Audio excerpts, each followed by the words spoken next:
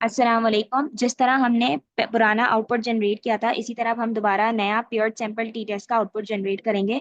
इसमें हमने चार चीजें देखनी है। एक, जितने हमने लोग लिए वो, एक मीन, एक पी वैल्यू और एक हमने पेयर की वैल्यू देखनी है। सही है। अब जैसे हमारे पास यहाँ पे हमारे पास जो है, हमारे पास कितने लोग थे? ऊपर ऊपर हमने यहाँ पे 12 लोग लिए थे, और यहाँ पे हमने 12 लोग लिए थे। सही है। तो इस वजह से हमारे पास जो है यहाँ पे 12 लिखेंगे हम। जेंडर का मीन ये है, हाइट का मीन ये है। उसके अलावा हमने क्या लेना है? हमने मीन लेना है ये वाला। जेंडर एंड हाइट का हमने क्या क्या लेंगे? ये वाला मीन लेंगे। और जेंडर एंड हाइट का पेयर सैंपल टी टेस्ट का ये लेंगे। सही है। कितनी चीजें लेनी है? चार चीजें लेनी है। एक ये 12 लिया, एक ये मीन लिया, ये मीन लिया। उसके अलावा ये वाला लिया पी वैल्यू, ये वाली P value.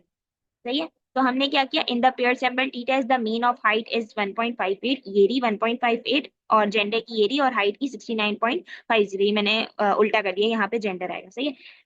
The gender is 1.58 and the height is 69। ठीक है। In the correlation of gender the P value is 0.9। In the correlation of gender the P value of gender is height is 0.9 and in the pair sample T test the P value.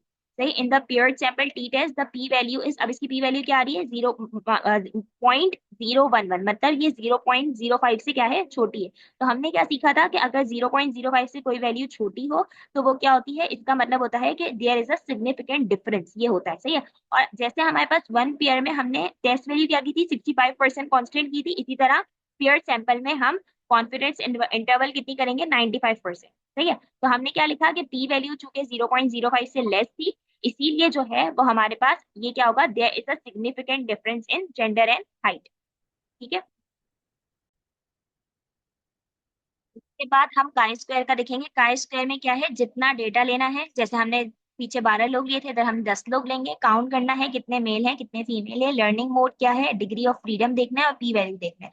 P value मैंने बता दिया कि अगर greater होगी तो not significant, और अगर और इंडिपेंडेंट होगी, और अगर लेस देन होगी तो सिग्निफिकेंट और डिपेंडेंट होगी। अब देखो, ये काई स्क्वायर का हमारे पास है। तो काई स्क्वायर में हमने कितने लोग लिए थे? 10 लोग लिए थे। जिसमें से जो है हमारे पास क्या हुआ?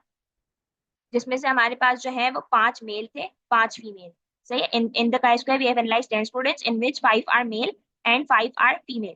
ठीक है। उसके बाद हमने क्या लिया? उसके बाद हमने ऑनलाइन, ऑफलाइन और हाइब्रिड लिया। ठीक है। ऑनलाइन, ऑफलाइन और हाइब्रिड। तो यहाँ पे हमारे पास हमने दो ऑनलाइन लिए थे, दो ऑफलाइन लिए थे। यहाँ पे ये दो ऑनलाइन है, दो ऑफलाइन है। और हमारे पास सॉरी, दो ऑनलाइन, दो ऑफलाइन, दो हाइब्रिड, सॉरी, चार ऑनलाइन, चार ऑफलाइन और दो hybrid. Sorry sorry sorry sorry, चार ऑफलाइन, चार ऑनलाइन थे, चार ऑफलाइन थे और दो हाइब्रिड थे। सही है। यहाँ पे चार ऑनलाइन, चार ऑफलाइन और दो हाइब्रिड। उसके बाद क्या है? The degree of freedom is 2। तो डिग्री ऑफ फ्रीडम हम कैसे देखेंगे? यहाँ पे डिग्री ऑफ फ्रीडम जो है वो हमारे पास 2 है।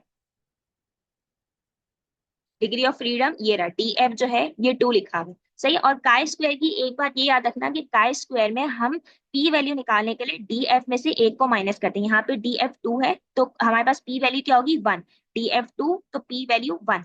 तो in this the degree of freedom is 2 and the P value is 1। तो पी वैल्यू क्या है? ग्रेटर है 0.05 से, तो हमारे पास not significant and it is independent. तो ये हमारे पास हो गया काय स्क्वायर।